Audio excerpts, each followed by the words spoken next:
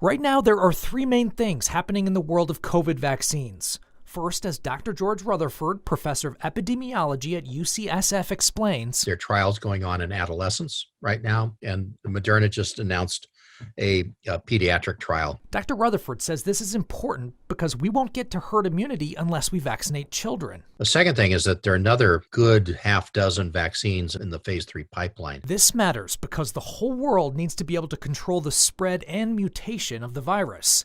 And third, as Dr. William Schaffner, professor of infectious diseases at Vanderbilt University, explains, in the laboratory, the scientists are creating a backstop just in case to keep up with some of the variant strains of the virus. Dr. Rutherford says we should all prepare ourselves for this reality. I would fully expect that sometime in the future, there's a strain that will come along that can spread through the population, that will infect people who have been vaccinated and infect people who've been previously infected. Still, he's optimistic. I think that's down in the future. At least those strains that are circulating now, I think are going to be pretty well covered by the vaccines. Overall, both experts are feeling positive about the way things are going. We're doing very well, progressively vaccinating people across the country, and this is going to accelerate.